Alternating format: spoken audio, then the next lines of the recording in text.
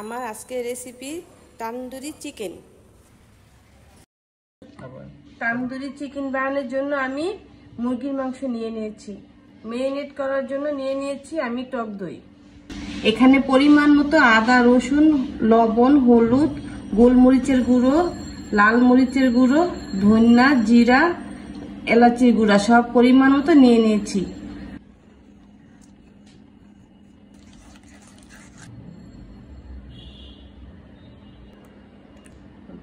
দিয়ে দিচ্ছি পরিমাণ মতো তেল। মশলাটাকে ভালো করে মাংসের সাথে মেখে নিতে হবে। 2 থেকে 3 ঘন্টার জন্য ম্যারিনেট করে রেখে দিব। মাংসটাকে ভাজার জন্য প্যানে তেল দিয়ে দিচ্ছি।